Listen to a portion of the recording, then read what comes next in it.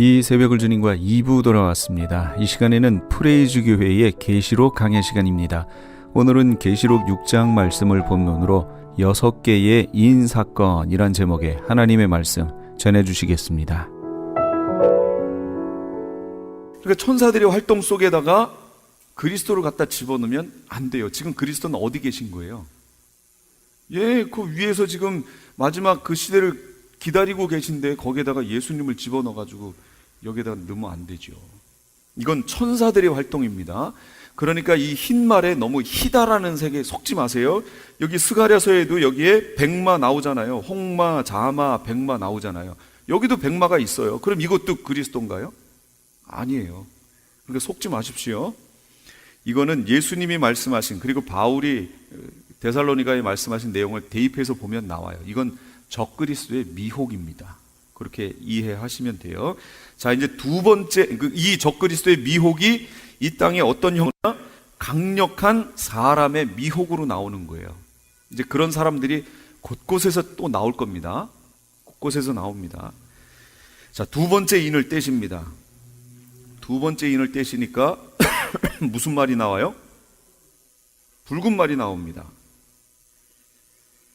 둘째 인을 떼실 때에 내가 들으니 둘째 생물이 말하되 오라 하니 이에 다른 붉은 말이 나오더라. 그 탄자가 허락을 받아 땅에서 화평을 제하여 버리며 서로 죽이게 하고 또 큰 칼을 받았더라. 이렇게 나옵니다. 화평을 제하여 버린대. 그럼 이 내용에 대해서 예수님은 뭐라고 말씀하셨나? 마태복음으로 제가 다시 한번 가보겠습니다. 마태복음 24장. 그 마태복음하고 여기를 이렇게 책갈피를 해서 왔다 갔다 하면서 보세요. 첫 번째는 사람의 미혹을 받지 않도록 주의하라 라고 이렇게 말씀을 하셨어요. 5절까지 그랬죠. 이제 6절. 난리와 난리 소문을 듣겠으나 너희는 삼가 두려워하지 말라. 이런 일이 있어야 하되 아직 끝은 아니니라. 이렇게 얘기합니다. 난리와 난리 소문. 그 다음 7절에 뭐예요? 민족이 민족을, 나라가 나라를 대적하여 일어나겠고 곳곳에 기근과 지진이 있으리니. 이렇게 얘기합니다. 난리와 난리의 소문, 민족과 민족이, 나라가 나라를 대적하여 일어난대요. 뭐지요? 그렇죠. 전쟁이 난다는 얘기예요. 두 번째 붉은 말의 사역은 이 땅에 전쟁을 일으키는 겁니다. 천사의 활동이에요. 전쟁을 일으켜요. 그럼 이 땅에는 어떤 형태로 나타난다고요? 전쟁이라는 형태로 이게 나타난다는 얘기예요. 지금 7년 환란 기간으로 들어갔어요? 안 들어갔어요? 아직 안 들어갔어요. 네 번째 인까지는 아직 안 들어간다고 그랬잖아요. 네 번째 인은 7년 환란 들어가기 전에 있을 징조장이에요. 이게 이제 있을 것이라고 하는 징조장이에요. 징조를 보여주시는 거예요. 이런 것들을 보면 뭘 깨달아야 돼요? 때가 다 됐구나. 이렇게 인식하시면 돼요. 그 첫 번째 징조가 미혹이라는 거였고, 두 번째는 전쟁이라는 겁니다. 민족이 민족을, 나라가 나라를 대적해서 막 지금 일어나는 거예요. 그럼 전쟁이 벌어지겠죠? 막 벌어집니다. 곳곳에서 지금 전쟁이 있잖아요. 막 벌어졌어요. 지금 우리나라도 지금 북한하고 점점점 이 고조가 올라가지요? 양쪽에서 조금이라도 뭐 하나 잘못하면 그냥 벌어집니다. 지금 상황이. 그런 상태잖아요. 이쪽은 시위하느라고 막 장사정포 막 쏴대고, 우린 이제 키 리저브인가요? 그 훈련 지금 하고 있죠? 막 이런 상황에서 누가 조금이라도 잘못해서 서로를 향해서 한번 딱 쏘면 이건 전쟁이 벌어집니다. 이건 돌이킬 수 없어요. 지금 그런 상황이에요. 그게 전 세계가 점점 전쟁이라고 하는 상황으로 자꾸 몰려갑니다. 이러다 보면 나중에 어떻게 될까요? 우리가 흔히 말하는 제3차 대전 격의 전쟁이 벌어질 겁니다. 분명히 벌어집니다. 그런데 계시록에는 전쟁이 세 가지 전쟁이 있어요. 뭐죠? 첫 번째는, 그건 두 번째 전쟁이에요. 첫 번째는 유브라데 전쟁. 두 번째는 아마겟돈, 개돈 때문에 벌어지는 전쟁 있잖아요. 아마겟돈 전쟁. 그 다음에 세 번째는요, 마지막 곡과 마곡의 전쟁. 이 곡과 마곡은 천년 왕국 뒤에 벌어질 거니까 이건 완전히 저 뒤에 있는 거고요. 유브라데 전쟁하고 아마겟돈 전쟁이 이제 7년 환란 기간에 벌어집니다. 근데 두 개가 다른 전쟁입니다. 그러나 벌어지는 위치는 비슷해요. 유브라데 전쟁은 나는 지역이 어디예요? 유브라데지 어디예요? 그러니까 유브라데 전쟁이라고 그랬잖아요. 지금 유브라데 전쟁을 중심으로 해서 지금 전쟁이 벌어지고 있지요? 누구예요? 거기 자리 차지하고 있는 게 IS. 그걸 중심으로 해서 지금 이게 벌어지고 있어요. 이렇게 추측을 해볼 수 있습니다. 이 흐름으로 봤을 때 이렇게 제가 한번 추측을 해볼게요. 반드시 그렇게 된다가 아니에요. 이렇게 추측을 해볼 수 있어요. 지금 모든 나라들이 IS를 중심으로 지금 전쟁을 이렇게 벌이고 있어요. 그러나 거기에 시리아하고 러시아, 그 다음 관계, 이 미국하고 이런 관계가 얽히고 설켜서 IS를 치지를 못해요. 100%. 지금 막 이게 얽히고 설켜가지고요. 그러면서 IS는 점점 세력이 막 커집니다. 지금 이런 상태예요. 그런데 여기에 화약고죠 지금. 여기에 불을 누가 하나를 탁 당긴다고 해보세요. 그게 무슨 불이냐면 이스라엘이 예루살렘 제3성전을 거기다 예루살렘에 짓는다고 한번 생각을 해보세요. 그럼 어떻게 될 것 같아요? 예루살렘에다가 제3성전을 짓는다고 만약에 이스라엘이 강경하게 탁 나가버리면 아마도 지금 모든 것이 IS를 중심으로 막 이렇게 벌이던 것이 이 IS도 이슬람이잖아요. 다른 나라도 다 이슬람이고요. 이들의 모든 포가 이스라엘을 향해 돌아갈 겁니다.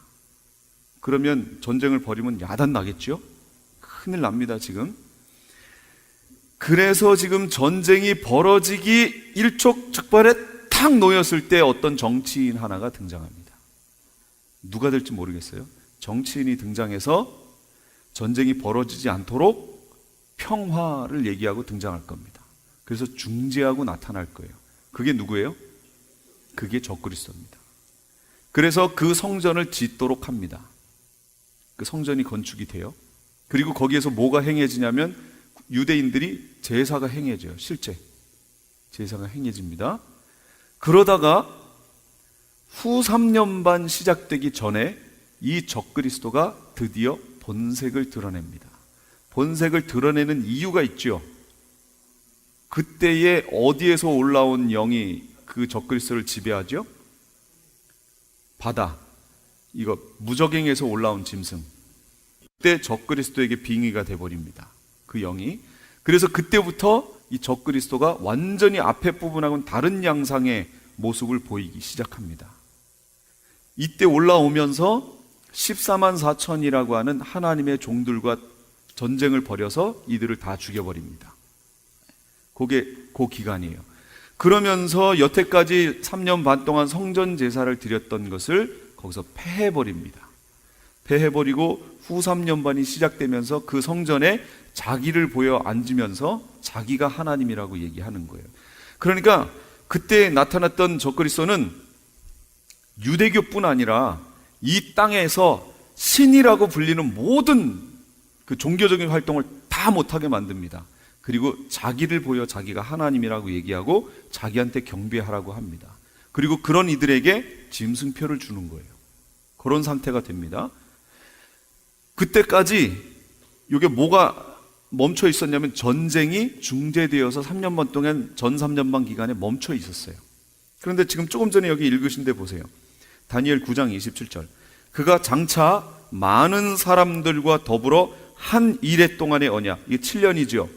7년 동안의 언약을 굳게 맺고 그가 그 이레의 절반에 3년 반이에요. 가서 제사와 예물을 금지할 것이며 이제 잘 드리던 제사를 파해버릴 거예요. 또 포악하여 가증한 것이 날개를 의지하여 설 것이며 거룩한 곳에 예수님이 그랬잖아요. 다니엘이 말한 바 멸망에 가증한 것이 거룩한 것에 선 것을 보거든 이랬잖아요. 거룩한 곳이 어디예요? 성전이잖아요. 성전. 성전에 여기 날개를 의지하여 선대요. 실제로. 또 이미 정한 종말까지 진노가 황폐하게 하는 자에게 쏟아지리라. 그 후 3년 막 쏟아지지요? 대접체로 쏟아지잖아요. 이렇게 되는 거예요. 그래서 전 3년 반 기간 동안에 평화 이러면서 제사가 시행되고 그 중동 지역에 평화가 정착되는가 싶더니 후삼연반이 시작되면서 그게 깨져버리고 전쟁이 터져버립니다. 그때 터진 전쟁이 뭐예요? 그게 유브라데 전쟁이에요. 이 앞부분에서 잠시 보류됐던 전쟁이죠. 그게 거기에 가서 터져버리는 겁니다. 그리고 그 전쟁을 통해서 이 적그리스도가 완전히 세계를 장악해버리는 거예요. 그 사건이 벌어질 겁니다. 여기까지 이해가 되셨어요? 네. 이게 적그리스도의 상이에요. 적그리스도 상. 예, 날개로 이렇게 해서 딱딱 이렇게 하고 쓰는 적그리스도의 형상을 얘기하는 거예요. 그게 거기에 세워질 거예요. 그 하나님 성전에 그 하나님 성전이 지어지면 성소와 지성소가 세워질 거 아니에요. 제사를 해야 되니까. 그럼 그 지성소에는 누구만 들어가요? 대제사장이 1년에 1차 들어가잖아요. 근데 그걸 다 파해버리고 거기에 자기 상을 세워버린다는 거예요. 적그리스도가. 그리고 자기가 하나님이라고 보인다는 거죠. 그런 일이 벌어질 겁니다. 그때 가서 이스라엘은 그 전까지는 제사를 드렸으니까 이 사람이 그리스도구나 이렇게 환영을 하게 될 겁니다. 그러나 후삼년반이 시작되면서 그리스도가 아니구나를 확실하게 알게 되는 거죠. 예? 그러면서 거기에서 이스라엘이 후삼년반에 가서 회개가 일어나는 거예요. 회개가 쭉 일어나다가 끝에 가서 예수님 오실 때 이제 스가랴 12, 13, 14장 그 다음에 이제 읽어보시라고 제가 말씀드렸죠. 거기에서 그들이 나중에 예수님 오실 때쯤 3분의 2가 다 죽고요. 3분의 1만 남아서 산으로 도망가게 되는 거예요. 그게 감람산입니다. 그리고 예수님이 거기로 임하시게 되는 거예요. 그 3분의 1을요 정금과 같이 만들어 내시겠대요. 그리고 그들이 뭐라고 찬양을 할 거냐면 주의 이름으로 오시는 이여 라고 찬송을 하게 될 거라는 거예요. 그래서 주님을 맞습니다. 그 주의 이름으로 오시는 이여라는 게 뭐냐면 주 하나님께로부터 보내심을 받은 분 우리가 환영합니다 이런 얘기가 되는 거예요. 주님 우리가 환영합니다 이 얘기예요. 그래서 주님을 환영합니다 라고 찬양을 하게 되면 이제 주님이 오시겠다는 거예요. 그래서 지금 주님이 오신다고 그럼 말이 돼요 안 돼요? 안 돼요. 이스라엘이 준비가 안 됐어요 지금. 그러니까 지금 오시면 안 돼요. 이스라엘이 준비가 돼야 돼요. 근데 준비가 되려고 하는데 보니까 아직 성전 제사도 없어요. 이거 지나가야 이들이 갈 거 아니에요. 아직 그러니까 안 됐어요 때가. 근데 자꾸 예수님이 오신다고 얘기하는 사람들이 있잖아요. 그러니까 성경하고 안 맞아요. 내가 봤네. 여기 바울도 그랬죠. 뭐 영으로나 뭐로나 편지로나 뭐 쉽게 동심하지 말아라. 그때 있어야 될 일은 미혹과 배교와 적그리스도의 등장이다 라고 얘기를 해놨잖아요. 이게 아직도 없는데 어떻게 와요? 그러니까 못 와요. 예수님이 말씀대로 오셔야 되기 때문에 아직 때가 아닙니다. 그러나 지금 보세요. 첫 번째 적그리스도의 미혹. 두 번째 전쟁. 지금 이 정세를 이렇게 보면 상당히 지금 가까워졌다는 걸 느끼게 되죠. 점점 지금 우리 남북한의 그 관계도 여기에 연결이 돼 있는 겁니다. 이게 북한이 이스라엘하고 이란하고 연결이 돼 있어요. 북한은 이란하고 핵하고 연결이 돼 있습니다. 그래서 이란은 핵 개발을 못하죠. 지금 현재 조약을 맺었잖아요. 그러나 지금 북한은 갖고 있잖아요. 그래서 북한 것이 이란으로 들어가면 이란에서 그냥 이스라엘을 향해 이렇게 발사가 되는 거예요. 그러면 만약에 이란이 핵을 갖게 되면 이스라엘이 먼저 선제 공격을 해버립니다. 이거 쏘면 안 되니까. 그래서 먼저 선제 공격을 하게 돼 있어요.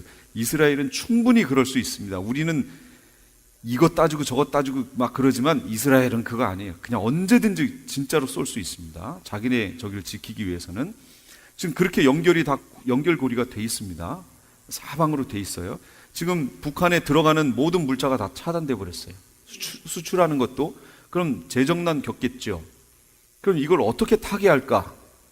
라고 하는 게 이제 숙제가 된 거죠. 그럼 어떻게 해서든 최대의 돈을 벌 수 있는 건 뭘까요? 그건 핵을 파는 거죠. 예, 핵미사일 이란에 파는 거죠. 그러니까 이것도 정말 주의해서 우리가 지금 봐야 될 내용들 중에 하나입니다. 이럴 수 있다라는 가능성을 제가 지금 설명을 드리는 거예요. 아닐 수도 있어요. 그러니까 우리가 깨어 있어야 한다라는 겁니다. 잘 봐야 되는 상황에 놓여 있어요. 세 번째 인을 떼십니다. 그랬더니 곳곳에 24장 7절입니다. 곳곳에 기근과 지진이 있으리니 라고 설명을 해주고 있습니다. 곳곳에 기근, 지진이 있을 것이다. 이게 검은 말이라고 하는 거고요. 나타나는 현상은 기근과 기근으로 인한 경제난입니다. 검은 말이라는 천사의 활동이 쫙 시작되면 이 땅에는 기근과 그 기근으로 인한 경제난이라고 하는 것이 땅에 그대로 나타날 겁니다. 지금 곳곳이 이제 경제적으로 지금 파탄을 계속 겪고 있죠. 미국, 여기는 괜찮나요? 여기도 이제 아닙니다. 점점점 물가는 치고 올라갈 거예요. 집값이 왜 이렇게 비싸요? 제가 이사하려고 집을 알아봤더니 1년 전에 제가 그 집으로, 지금 사는 집으로 들어갔는데, 그때 들어갈 때는 그 밑에 가격에 있는 집들을 제가 여러 개를 봤거든요. 근데 너무 낡고 막 이래서 제가 지금 있는 집을 선택을 한 건데, 지금은 가봤더니 제 가격이 최하예요. 이게 너무 갑자기 1년 사이에 뚝 뛰어버렸어요. 완전히 뛰었어요. 그래서 이사도 못 가겠네. 이사 가려고 했다가 말았어요. 이사 갈 수가 없어요. 그런 상황이 됐습니다. 그런데 이런 상황이 계속 벌어질 거예요. 한 되가 1.8리터라고 하는 겁니다. 계시록 6장. 셋째 인을 떼시니까 셋째 생물이 쭉 나오는데 저울을 갖고 있고요. 내가 네 생물 사이에서 나는 듯한 음성을 들으니 이르되 한 데나리온의 밀 한 되요. 데나리온이 무슨 뜻인 줄 아시죠? 돈의 단인데 데나리온이 몇이냐면 당시 노동자가 하루 일해서 받는 그거예요. 한 데나리온이 하루 일해서 받는 품삯이 한 데나리온이에요. 그럼 지금 여기로 쳐보자고요. 근데 여기는 너무 천차만별이라. 어떤 사람은 막 1시간 일하고 50불 이상 받는 사람도 있고, 어떤 사람은 10불 막 이렇게 받으니까 그냥 하루 품삯이 100불이라고 치자고요. 100불 쳤어요. 하루 100불을 벌어서 뭘 사냐면 밀 한 되를 산대요. 밀 한 되. 한 되면은 어느 정도인가요? 한 되가 1.8리터래요. 그럼 한 이 정도 되지 않겠어요? 요거도 커요? 요 정도 되겠죠. 예, 하루 벌어서 100불로 밀을 요만큼밖에 못 산다는 거예요. 그럼 상당히 어렵죠? 생활이 어려워요. 가족에 몇 명이라도 더 있으면 이거 살기 상당히 힘든 겁니다. 그 다음에 보리가 석되요. 이렇게 나옵니다. 보리가 석되. 또 감람류와 포도주는 해치지 말라 하더라. 이렇게 나옵니다. 이게 참 말이 어렵죠, 이거는? 감람류는요, 하나님 성전에 등잔이 있었죠. 7개의 촛대가 있었잖아요. 여기에 재료가 되는 기름이 감람류입니다. 그 촛대가 뭘 상징했어요? 성령을 상징한다고 그랬지요. 성령을 말씀하시는 거예요. 그러니까 여기에서 감람류라고 얘기하면 성령, 다시 우리에게 적용하면 성령과 동행하는 이들,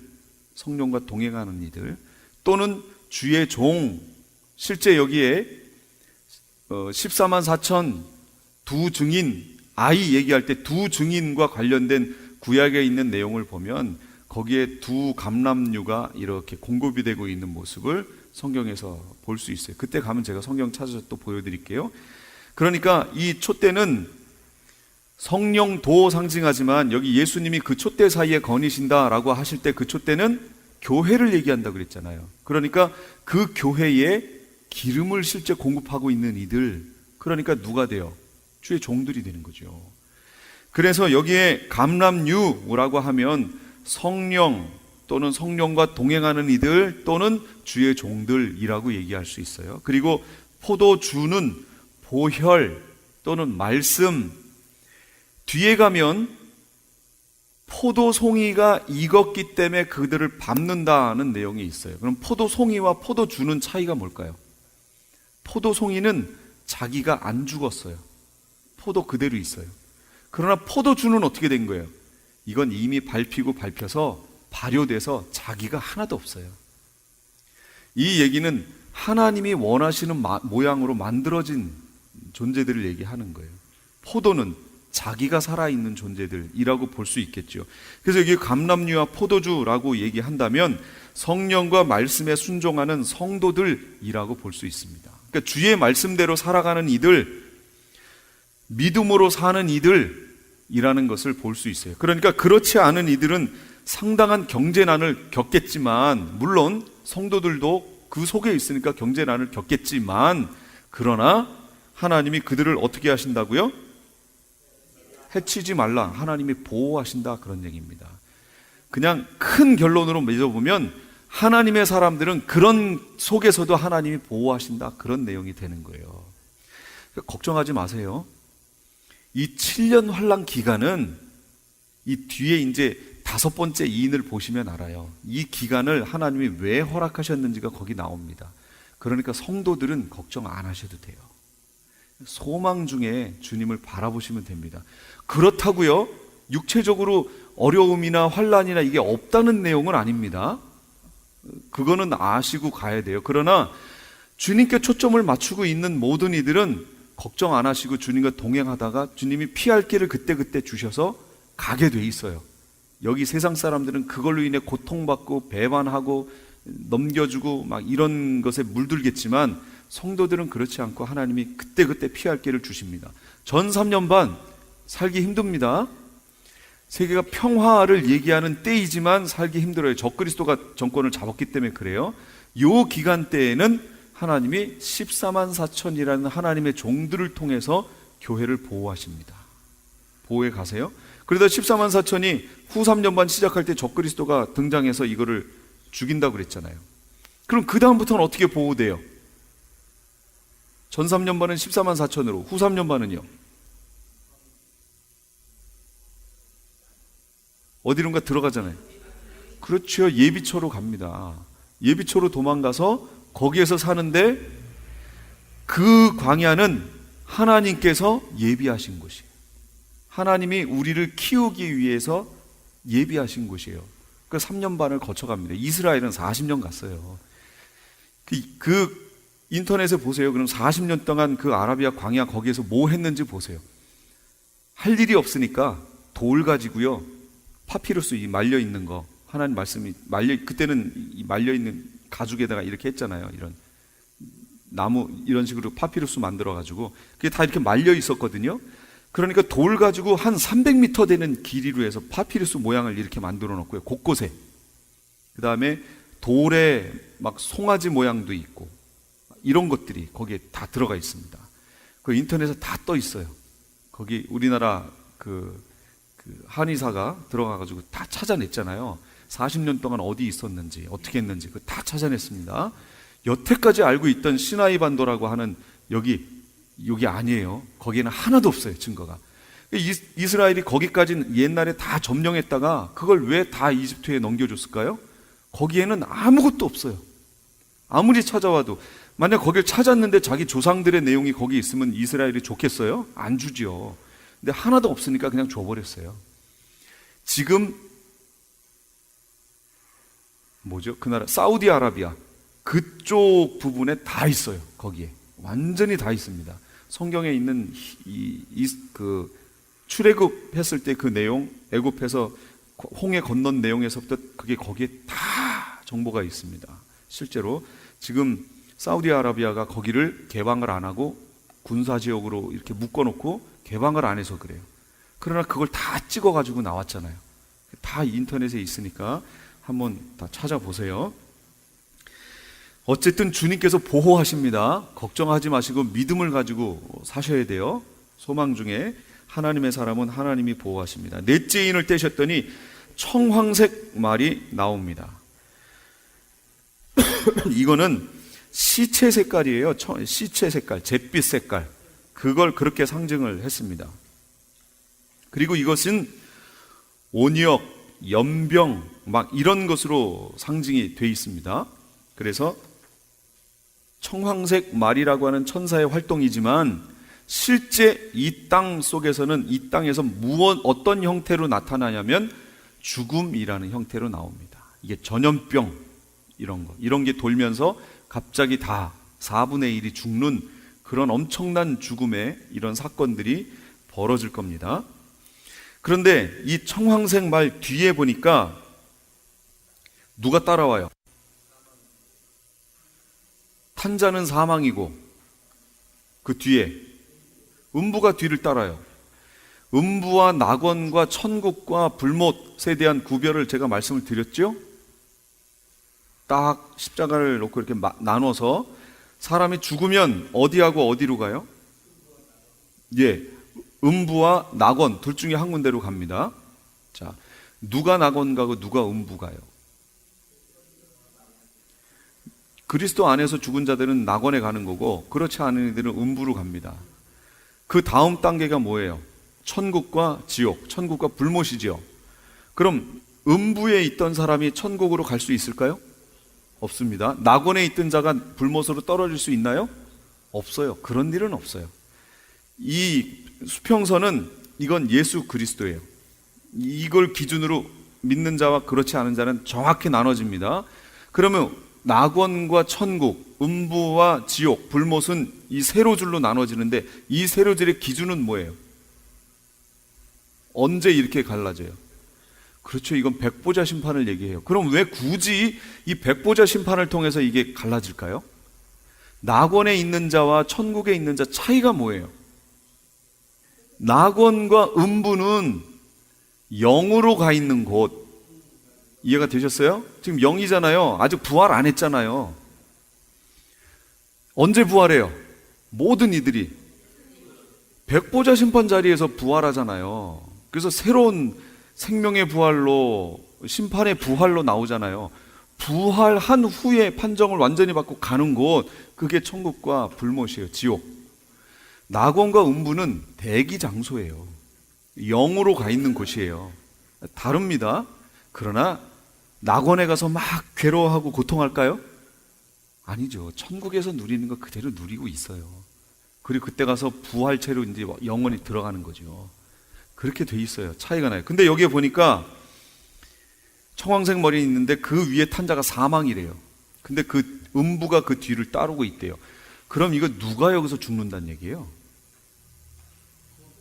그렇죠. 믿지 않는 이들이 여기서 대거 사망한다는 얘기예요. 음부가 뒤를 따르잖아요. 그래서 믿지 않는 이들이 이 기간에 대거 죽습니다. 이게 네 번째 인이에요. 네 번째 인 다음이 칠령 환란으로 들어갈 거예요. 그러니까 환란 들어가기 전에 대거 죽는 일이 벌어져요. 이게 왜 이렇게 벌어지나요? 첫 번째, 두 번째, 세 번째, 네 번째 인이 다 별개가 아닙니다. 보세요. 첫 번째는 미혹이 있었고 그 다음에 이제 전쟁이 벌어지죠. 전쟁이 있으니까 당연히 땅엔 기근이 오겠죠. 예, 그 다음에 따라오는 게 뭐예요? 온역과 전염병과 막 이런 게 따라오잖아요. 그게 다 연결이 돼 있는 거예요. 이렇게 되다가 극심한 막 이런 상태가 돼서 이제 전쟁이 3차 대전이 벌어지려고 하는데 갑자기 적그리스도가 나타나서 평화, 우리 이러지 말자. 다독이면서 어떤 존재 하나가 나와서 마치 이 세상이 평화할 것처럼 메시아처럼 등장하는 거예요. 사람들이 거기에 다 속아 넘어가는 거예요. 웬만한 사람들이 다 속아 넘어갑니다. 그래서 지금 평화를 얘기하는 사람들이 그때 가면 다 속을 거예요. 잘 보세요. 이제는 평화가 없습니다. 이거 무서운 얘기 같지만 이제는 평화 얘기하는 사람을 주위에서 보세요. 아닙니다. 성경에 지금부터는 평화가 없어요. 그리고 예수님이 오셨을 때에도 지구상에 평화가 있을 것이라고 얘기한 적 없어요. 누구에게 평화요? 기뻐하심을 입은 자들 중에 평화 이랬단 말이에요. 지구상의 평화라고 얘기 안 했어요. 기뻐하심을 입은 사람들 중에 평화라고 얘기하셨죠. 예. 그러니까 여기 세상 사람들이 말하는 평화하고 완전히 달라요. 그렇게 평화를 이끌어갈 사람이 누군가가 등장할 겁니다. 그러니까 주의해서 이렇게 보시기 바래요. 에스겔서 예레미야서에도 보면 거기서 말하는 지금 청황색 말, 이 시체 색깔, 이 천사들의 활동을 온역, 연병, 그러니까 전염병 얘기하는 거예요. 이런 것들이라고 지적을 해주고 있어요. 땅에 나타나는 형태가 죽음입니다. 다섯 번째 인을 떼십니다. 순교자의 호소가 나옵니다. 마태복음 요거부터 볼게요. 계시록 6장 9절. 다섯째 인을 떼실 때에 내가 보니 하나님의 말씀과 그들이 가진 증거로 말미암아 죽임을 당한 영혼들이, 그럼 순교자죠. 제단 아래 있어 큰 소리로 불러 이르되, 제가 지난주에 성전 보여드리면서 제단 얘기했죠. 순교자들은, 일반 사람들이 죽으면 어디 가요? 낙원에 가잖아요. 믿는 일반인들이 죽으면 낙원에 가 있어요. 그러나 순교자들은 지금 어디가 있어요? 지금 제단 아래 가 있잖아요. 그럼 성전에서 제단이 어디였어요? 문 입구 들어오면 바로 제단이고, 그 다음이 물두멍이고, 그 다음이 성소고, 그 다음이 지성소잖아요. 그렇게 돼 있죠. 거기서 물두멍이 있는 것이 제가 하나님 보좌 앞에 펼쳐진 유리바다라고 설명을 드렸고요. 그 다음 단계에 있는 것이 제단입니다. 거기에서 제물이 잡히는 단위잖아요. 이 순교자들은 누구예요? 자기 몸을 뭘로 드린 거예요? 예, 제물로 드린 자들이에요. 그러니까 거기에 가 있는 거예요. 그래서 낙원에 일반 성도들이 죽으면 낙원으로 가지만 순교자들은 하나님 보호자 앞에 있는 제단으로 그냥 올라가 버립니다. 거기에서 이들이 기도하는 거예요. 우리 신원해 주지 아니하시기를, 한마디로 원수 갚아주지 아니하시기를 언제까지 하시렵니까? 빨리 원수 갚아주세요 라고 기도하고 있는 거예요. 제단 앞에서, 제단 아래서. 그랬더니 거기서 뭐라고 그래요? 거룩하고 참되신, 그러니까 이렇게 얘기하면, 대주제여 땅에 거하는 자들을 심판하여 우리 피를 갚아주지 아니하시기를 어느 때까지 하시려나이까 하니 각각 그들에게 흰 두루마기를 주시며 이르되 아직 잠시 동안 쉬되 그들의 동무 종들과 형제들도 자기처럼 죽임을 당하여 그 수가 차기까지 하라. 이 무슨 얘기예요? 순교자들의 수가 찰 때까지 아직 잠시 동안 쉬고 있어라 하면서 흰 두루마기를 입혀주시며 위로하시는 거예요. 아니, 그렇게 보기는 낙원은 아니에요. 하나님 보좌 앞인데 천국이라고 봐야겠죠. 하나님 보좌 앞이니까. 그러나 거기 그 부분이 영원히 살 부분은 아니에요. 왜냐하면 아직 부활을 안 했잖아요. 부활을 해서 영원히 하나님 앞에 가야 되는데, 요 단계에서는 거기까지 가 있는데, 제가 보여드렸죠. 이 다음 단계로 넘어가 보시면 7장 넘어가시면 흰옷 입은 무리들이 갑자기 나옵니다. 그들이 어디로 들어갔어요? 유리바다 앞으로 가요. 거기서 찬양하는 모습이 나와요. 그러니까 그들이 제단에서부터 한 단계 더 앞으로 나아갔죠. 하나님 앞으로 더 나아가는 모습을 보여주지요. 그리고 나중에 휴거된 무리들이 불붙는 유리바다 앞에 가 있다고 그랬잖아요. 거기 다 모이는 거예요. 그래서 거기서 혼인잔치가 벌어져요. 그리고 예수님이 군대로 그들을 데리고 밑에 감람산으로 내려오시는 겁니다. 그때 이스라엘은 밑에서 정금같이 되어져서 감람산에서 주님을 맞이하는 거예요. 너희가 하늘로 가심을 본 그대로 주님이 다시 오실 것이다. 이스라엘은 밑에서 주님을 맞습니다. 그리고 이방인 크리스찬들은 거기에서 저기 혼인 예식을 하고 정금과 같이 돼서 또 그들도 내려와서 여기서 만납니다. 그리고 천년왕국이 시작될 거예요. 그게 이제 스가용이에요. 그림이 조금씩 그려지시죠? 예, 퍼즐 맞추듯이 이렇게 맞춰 가다가 그 시간대가 나오면 제가 설명하면서 짝짝짝 연결을 해드릴게요. 자, 지금 그렇게 됐어요.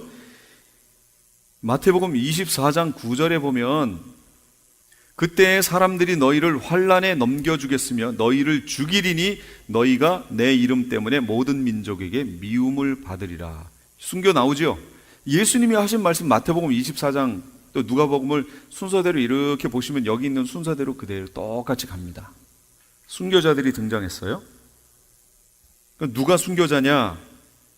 계시록 6장 9절 하나님의 말씀과 저희의 가진 증거로 죽임을 당한 자. 계시록 14장 12절에는 성도들의 인내가 여기 있나니 저희는 하나님의 계명과 예수 믿음을 지키는 자니라. 이렇게 나옵니다. 그리고 계시록 20장 4절이요. 거기 있는 거 제가 프린트물에 해드린 거 그걸 읽어보세요. 시작. 예수의 증거와 하나님의 말씀을 인하여 목배임을 받은 자의 영혼들과, 이렇게 나와. 이들이 순교자예요. 순교자들인데 거기 20장 제가 다시 보여드릴게요. 여기 20장에 있는 이 내용은 뭐냐면 천년왕국 들어가기 바로 직전 그 부분이에요.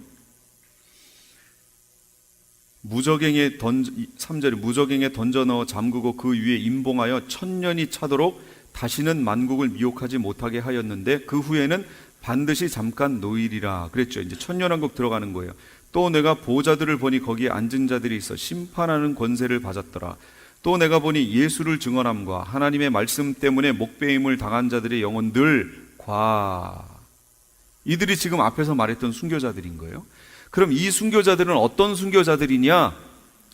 7년 환란 들어가기 전에 죽었던 순교자들이에요. 이 순교자들은. 그럼 7년 환란 기간에 순교자들이 있겠죠. 왜냐하면 이들이 가서 이 신원하여 주지 아니하시기를 언제까지 하시려나이까 그랬더니 뭐라 그랬어요? 너희와 같은 동무 순교자들이 수가 차기까지 기다려라 그랬으니까 또 순교자들이 나오는 거죠. 그래서 7년 환란 기간에 순교자가 나오는데, 이들은 누구냐면 짐승과 그의 우상에게 경배하지 아니하고 그들의 이마와 손에 그의 표를 받지 아니한 자들. 이렇게 받지 않으면 어떻게 돼요? 이 사람들이요, 다 죽어요. 그러니까 후 3년반 기간, 또 전 3년반 기간 살다가 후 3년반 시작할 때 죽은 14만 4천, 이들이 여기서 다 순교하잖아요.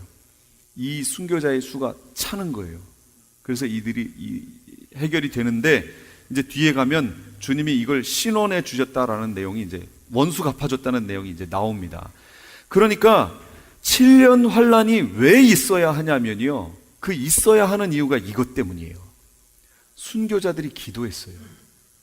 원수 갚아달라고 했어요. 지금 4개의 인이 떼지고요, 7년 환란이 들어가는 거예요.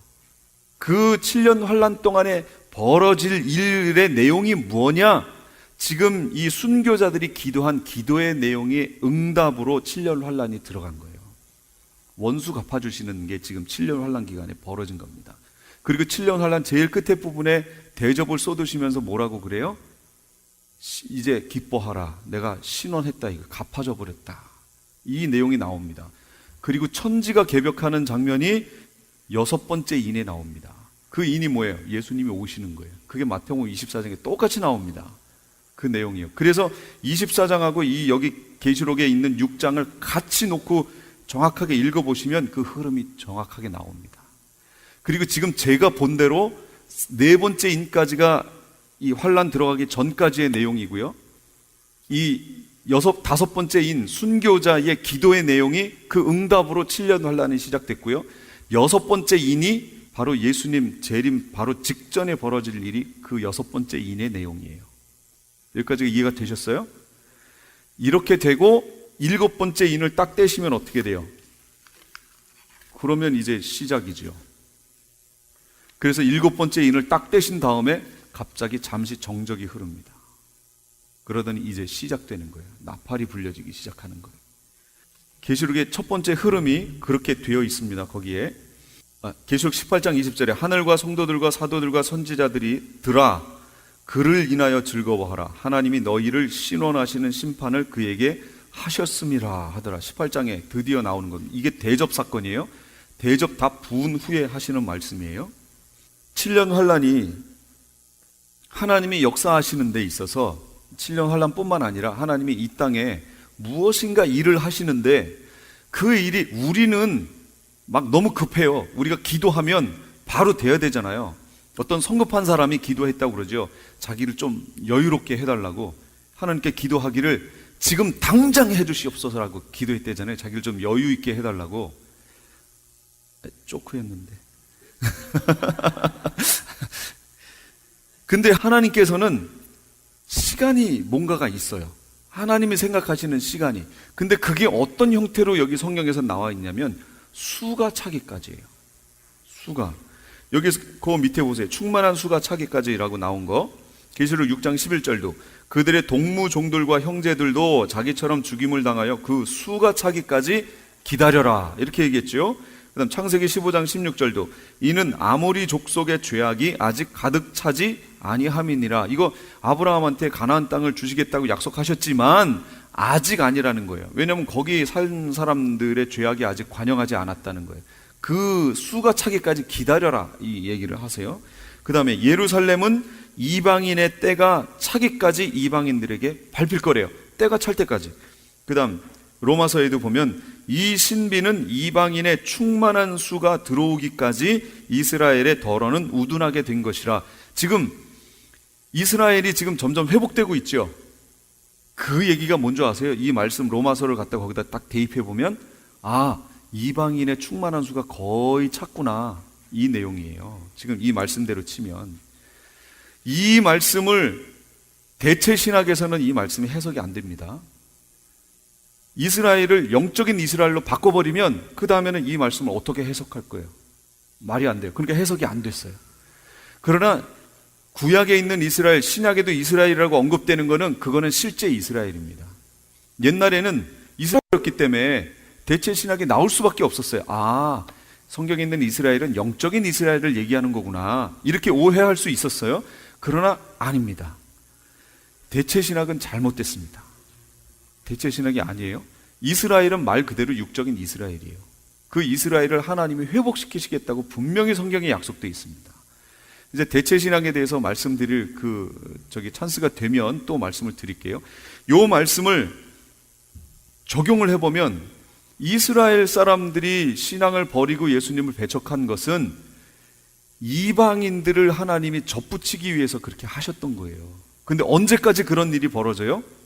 이방인의 충만한 수가 들어올 때까지 그렇게 된 것이고, 하나님이 정하신, 하나님이 생각하신 이방인의 충만한 수가 들어오면 이제 어떻게 되는 거예요?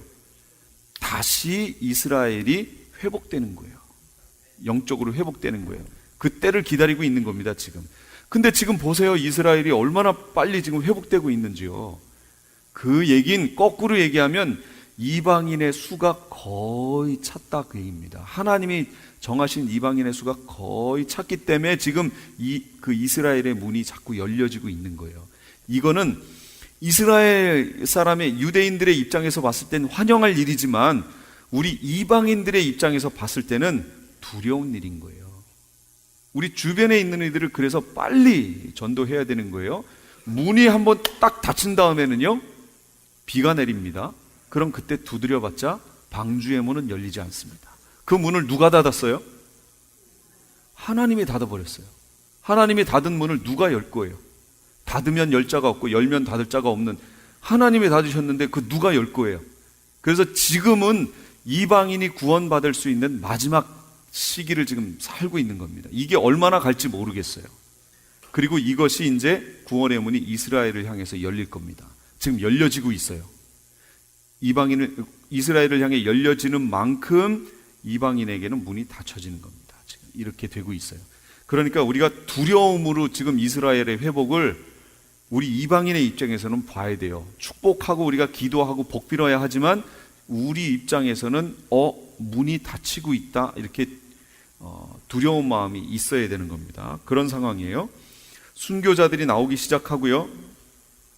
그러면서 7년 환란 기간에도 그 순교자의 수가 차면 주님이 정하신 때가 차버립니다. 그들이 땅 4분의 1의 권세를 얻어 검과 흉년과 사망과 땅의 짐승들로서 죽이더라 라는 말씀이 거기 나와 있는데, 제가 안 보고 하다가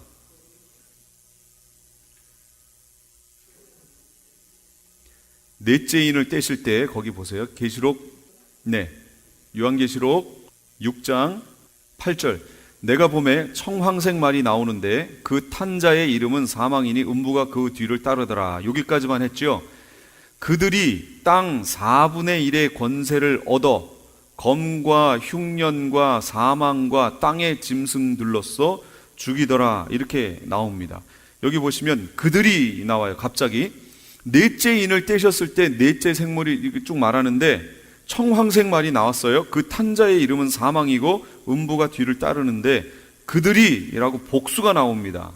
그럼 이 복수는 누구를 상징하는 걸까요? 여기 있는 청황색 말은 하나잖아요. 탄자도 하나고. 그들이라고 나온 것은 그 앞에 있는 말들을 얘기하는 거예요.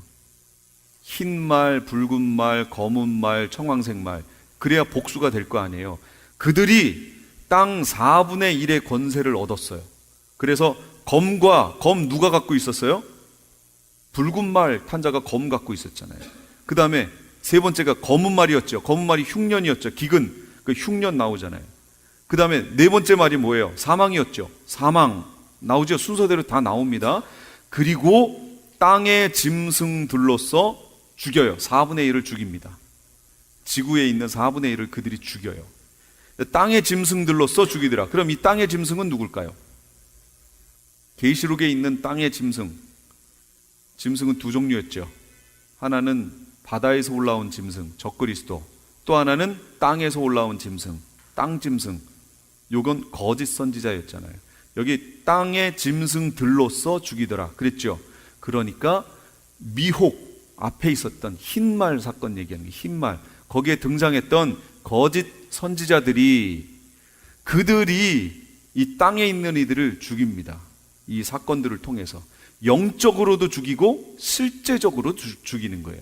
요 사건이 있은 후에 순교자의 그 신원이 있는 겁니다. 그럼 왜 흰말과 땅의 짐승이 재앙인가? 땅의 짐승들, 거짓 선지자들이지요. 사람들의 영혼을 기근의 어려움을 이용해서 짐승표, 즉 매매하는 수단을 사람들에게 찍어서 지옥불로 끌고 가기 때문에 그래요. 그래서 재앙이 되는 겁니다. 믿는 자들에게는 잡아 죽이는 계기가 되기 때문에 환난이요 또 재앙이 되겠죠. 역시 재앙입니다. 그 다음에 다시 순교자로 넘어올게요. 순교자, 거기에 보시면 순교자가 확대되는 것을 아까 제가 말씀을 드렸어요. 계시록 이전 시대에 있는 순교자들을 어떻게 표현하고 있냐면 하나님의 계명과 예수 믿음을 지키는 자들이라고 표현을 해놨었고요.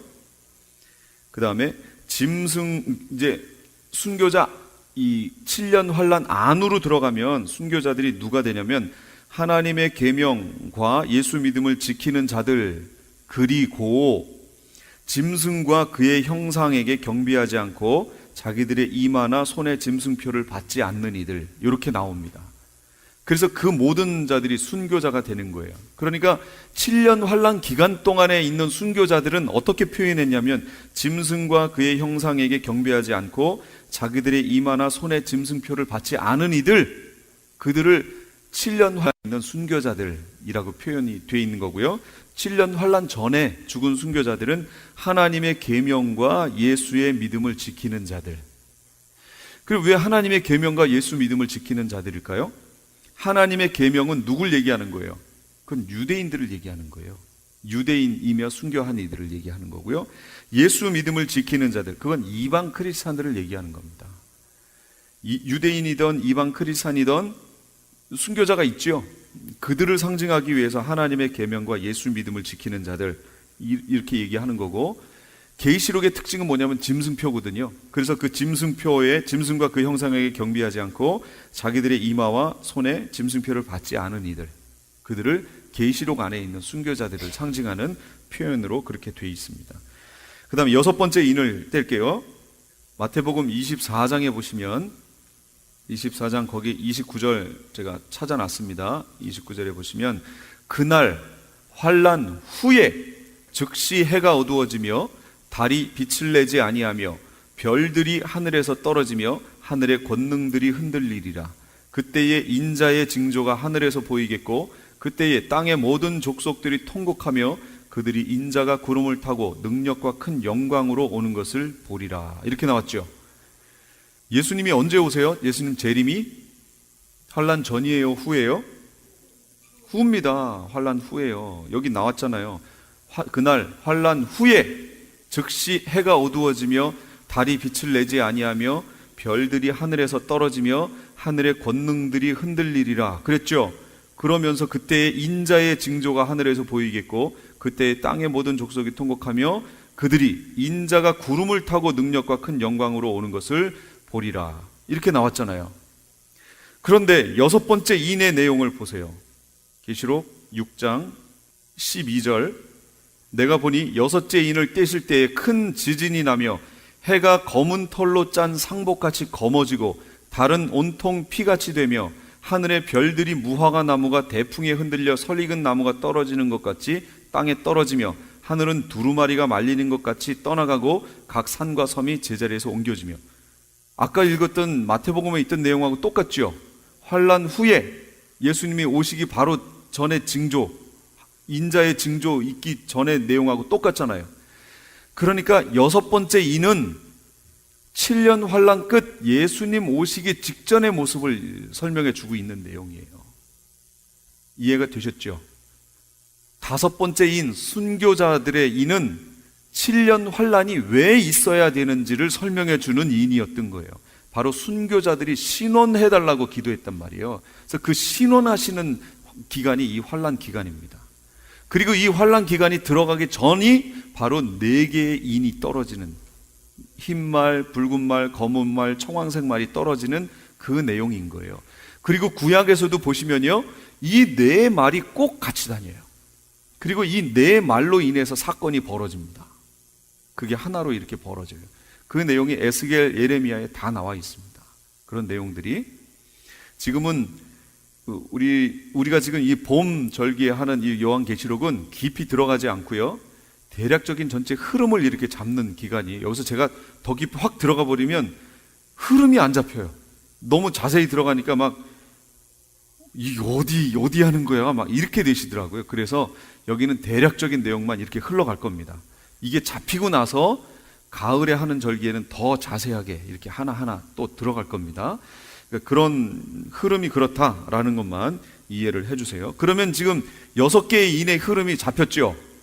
4개는 7년 환난 들어가기 전에 있을 징조고, 5번째 인은 순교자들의 기도인데 그 기도의 응답으로 7년 환난의 내용이 만들어진 것이고, 이 6번째 인은 뭐예요? 예수님 오실 때의 내용인 거잖아요.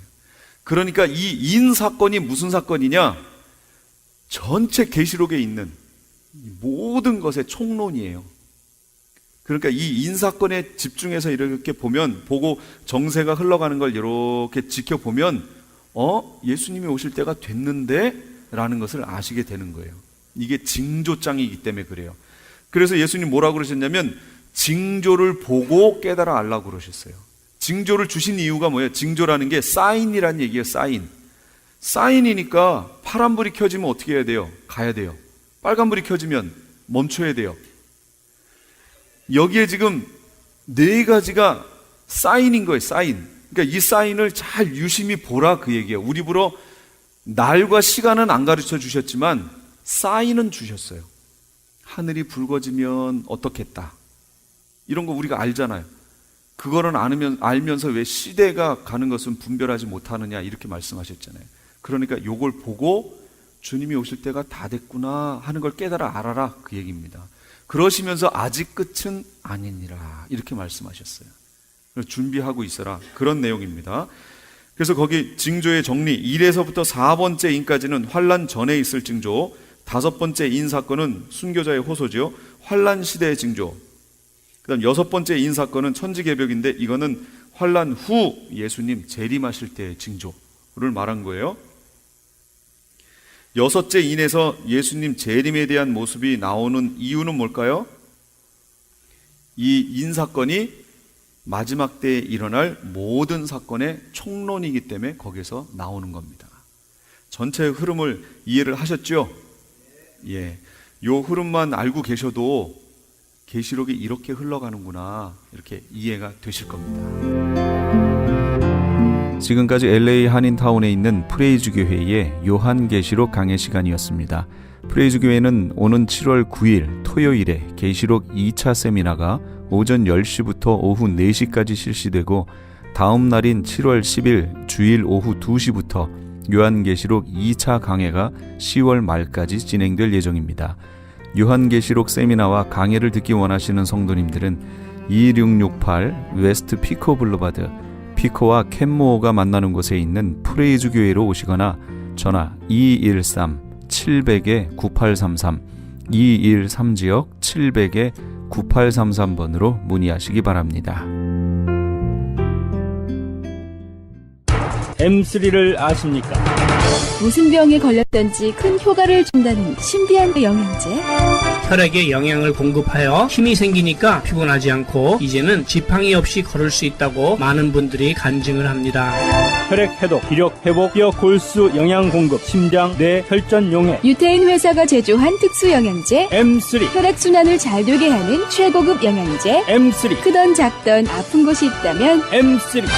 213-435-9600, 213-435-9600번입니다. 정직한 마음으로 권해드립니다.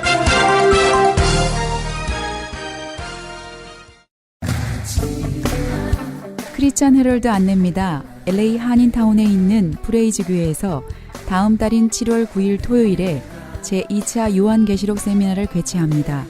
계시록 7교회를 시작으로 7년 대환란, 적그리스도는 누구인가, 휴거는 언제 일어나는가, 베리칩은 짐승표인가, 그리고 한 번 구원은 영원한 구원인가 등등 계시록의 핵심 키워드를 중심으로 피터 정 목사의 세미나가 진행됩니다. 세미나 참가비는 교제와 점심 식대비로 10불이며 목사님을 비롯한 사역자들은 참가비가 없습니다. 계시록의 말씀을 배우기 원하는 성도님들은 오는 7월 9일 토요일 오전 10시까지 2668 웨스트 피코 블러버드 LA 한인타운 피코와 캔모어에 있는 프레이즈 교회로 오시거나 전화 213-700-9833 213-700-9833번으로 문의하시기 바랍니다.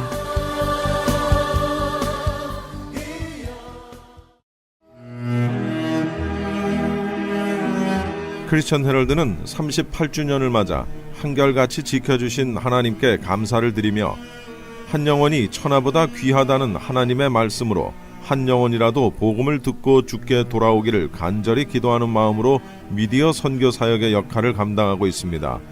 이러한 선교 사역의 역할을 감당하는 크리스천 헤럴드는 성도님들의 기도와 격려 그리고 후원이 필요합니다. 여러분 한 분 한 분이 참여할 때 저희 크리스천 헤럴드는 큰 힘을 얻고 이 일을 계속 감당할 수 있습니다. 사랑하는 성도님들의 후원을 간절히 기다립니다. 후원 방법은 일시금으로 특별 후원금 그리고 매달 10불의 천사 후원금이 있습니다. 여러분의 많은 참여를 부탁드립니다. 자세한 안내는 크리스천 헤럴드 213-353-0777 213-353-0777번으로 하시기 바랍니다.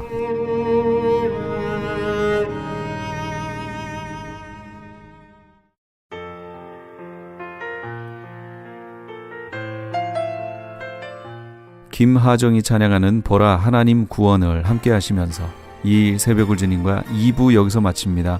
잠시 15 후에 3부로 돌아오겠습니다.